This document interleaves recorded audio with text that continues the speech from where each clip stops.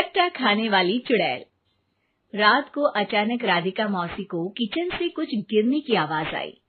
उन्होंने बाहर निकल के देखा तो किचन में उन्हें कुछ सफेद साड़ी में दिखा। वो चीख पड़ी, हे भगवान, आलतू जलाल तू आई बला को टाल तू, आलतू जलाल तू आई बला को टाल तू। राधिका मौसी को चीखते सुनकर श्रवण बाहर आता है भागते हुए। अरे माँ, क्या हुआ? क्या देख लिया? दादी माँ आ गई क्या सपने में? अरे बेटा, रसोड़े में देख तो कौन है? श्रवण रसोड़े में झांक कर देखता है और उसे कोई नहीं दिखता अंदर। अब रसोड़े में तो कोई नहीं है माँ। कोई सफेद साड़ी में नहीं है क्या? नहीं माँ, कोई भी नहीं है। चिल्लम चिल्ली की आवाज सुनकर काजल भी वहां आ जाती है। अब क्या हो गया माँ जी? अरे बेटा, रसोड़े में एक चुड़ैल थी सफेद साड़ी में। अरे क्या कर रही थी वो अंदर? अरे बताया नहीं, कल आएगी ना तो पूछ लूंगी। चुड़ैल जी, आपका क्या प्लान है? माँ जी, रात बहुत हो गई है, आपने कोई बुरा सपना देखा होगा, चलिए सो जाइए।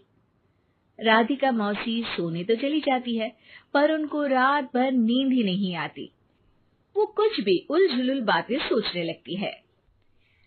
कहीं चुड़ैल की वजह से तो घर में टेंशन नहीं हो रहा, कहीं उसी की वजह से तो वो दादी नहीं बन पा रही। सुबह जब राधिका मौसी रसोड़े में छानबीन करती है तो पाती है कि नींबू का अचार गायब है। चुड़ैल नींबू का अचार ले गई, मुझे तो ठीक नहीं लग रहा कुछ। चुड़ैल को भी पता है कि जिंदगी का असली मजा तो खट्टे में ही है। राधिका मौसी झट से श्रवण को फोन कर देती है। बेटा, मुझे समस्या समझ में आ गई है, हमें एक तांत्रिक की जरूरत है। अरे क्या बोल रही हो माँ, तांत्रिक की क्या जरूरत है? आप पूजा पाठ तो कर ही रही हो ना। आलतू जलालतू मंत्र सारे फालतू जैसे कुछ मंत्र पढ़ो, चली जाएगी अपने आप चुड़ैल। अरे नहीं बेटा, कभी चुड़ैल को कम नहीं समझते। अरे तुझे पता भी नहीं चलेगा कि कभी वो छल करके काजल की जगह घर की बहू खुद बन जाएगी। क्या माँ, कुछ भी बोल रही हो? कहाँ काजल और कहाँ चुड़ैल? वैसे एक बात बताओ, काजल को अगर गाने के लिए बोल देना तो चुड़ैल काजल की आवाज सुनकर घर तो क्या, धरती लोग छोड़कर चली जाएगी। तुम ना पढ़े लिखे बच्चे हर चीज को मजाक समझते हो। तुम रहने दो, मैं खुद ही तांत्रिक को बुला लेती हूँ। अच्छा सुन, शाम को इमली लेके आना। क्या है कि चटनी खाए बहुत दिन हो गए है ना। नहीं माँ, इमली तांत्रिक से ही मंगवा लो ना, आटा वगैरह भी उसी से पिसवा लेना। देखो मुझे काम करना है। श्रवण रात को कई तरह की सब्जियों के साथ माँ के कहने पे चटनी के लिए इमली भी ले आया था, लेकिन राधिका मौसी के दिमाग में अलग ही फिल्म चल रही थी। उन्हें अब सिर्फ शक ही नहीं यकीन होने लगा था कि शायद चुड़ैल ने श्रवण पर अपना जाल बिछा दिया था, जिस वजह से श्रवण उनकी बात ही नहीं मान रहा था। पर कोई नहीं, आने वाली रात में राधिका मौसी खुद तैयार हो गई चुड़ैल को पकड़ने के लिए। रुद्राक्ष की माला, तुलसी का पत्ता, हनुमान चालीसा सब हाथ के पास ही था, बस चुड़ैल का इंतजार था। और जैसा राधिका मौसी ने सोचा था वैसा ही हुआ। वो चुड़ैल उस रात भी आई, पर वो राधिका मौसी से तेज निकली और राधिका मौसी के उससे पकड़ने के पहले ही वो भाग खड़ी हुई। जरूर बहू पे साया है उस चुड़ैल का, तभी तो श्रवण के कमरे में गई है। और अगली सुबह राधिका मौसी पिछली रात हुए हमले में किन चीजों का नुकसान हुआ उसका हिसाब लगा रही थी। उनके खेमे से एक आम के अचार की शीशी भी गायब हो चुकी थी और वो इमली भी जो कल श्रवण लेकर आया था।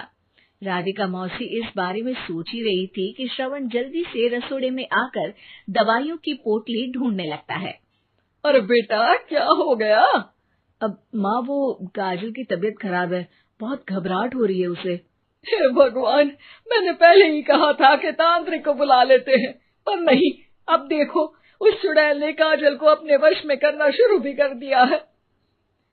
हालांकि श्रवण भूतों में विश्वास नहीं करता था, पर अब वो भी डर जाता है और राजी हो जाता है एक तांत्रिक को बुलाने के लिए। कुछ ही घंटों में तांत्रिक आ जाते हैं और राधिका मौसी तांत्रिक जी को सब बता देती है। घोर संकट, घनघोर संकट, चुड़ैल को मारू जोर चाकट, ओम भट स्वाहा खटखा के आहा। अरे ये क्या मंत्र है? मेरे खुद के ओरिजिनल मंत्र है, कल रात को ही लिखे हैं, अच्छे लगे तो दाद चाहूंगा। एक और मंत्र सुनो। अर्ज किया है आब्राकडाब्रा, दिल्ली बम्बई आगरा, चंदा मामा सोरले सुरन मामू जारा। ये मंत्र है? अरे कोई 40 वालीसा पढ़ो ना।